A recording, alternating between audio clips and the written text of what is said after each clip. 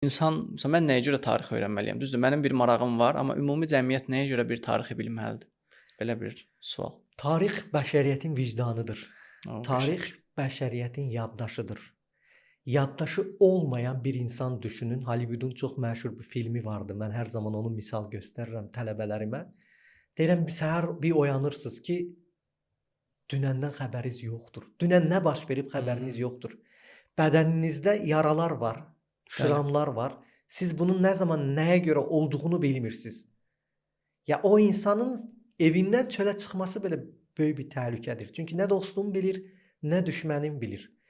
Tarix bəşəriyyətin vicdanıdır və tarix həmçinin Rəbbimizin bizi tərbiyə edən metodudur.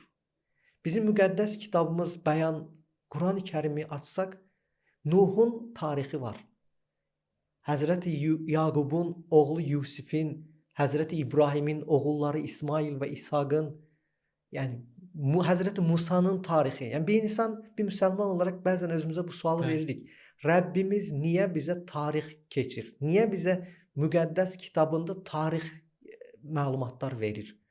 Halbuki çox bəsit. Misal üçün mən Həzrəti Yusif hadisəsi Quranda ən çox sevdiyim surələrdən biridir və bu gün təhsildə və yaxud bir valideyn kimi tərbiyədə çox vacib olan surələrdən və tərbiyələrdən, hikmətlərdən biridir.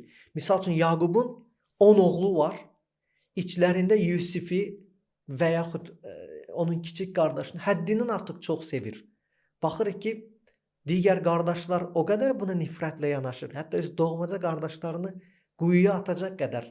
Və burada görürük ki, Rəbbimiz Yaqubun timsalında bizə valideyn nədə diqqətli olmalıdırı öyrədir. Tarix də həmçinin belədir. Biz hər tərəfdən öz torpaqlarımızla həmsərhəd olan bir ölkəyik. Bəli. Yəni biz tariximizi bilməsək, biz Dərbəndimizi, Borçalımızı, İrəvanımızı, Göyçəmizi, cənubda İranımızı, Təbrizimizi, Ərdəbil İranda qalan torpaqlarımızı yəni biz bunları bilməsək, biz gələcəyimizi qura bilmərik. Onun üçün tarix vacibdir və biz hər zaman tələbələrimizə də deyirik, tarix dövlətin standartıdır. Və əgər bu dövlət standartıdırsa, demək ki, dövlət bunu çox böyük bir əhəmiyyət verir və dövlətin gələcəkdə davamlılığını təmin etmək üçün öz vətəndaşlarına tarix şuurunu formalaşdırmaq istəyir. Bizim dostumuz kimdir, düşmənimiz kimdir, bizim səhvlərimiz nədir, bizim uğurlarımız nədir? Sadəcə keçmişi öyrənmirik. Biz keçmişlə gələcəyi necə qura biləriyin yolunu öyrənirik. Yəni tarix bunun üçün vacibdir.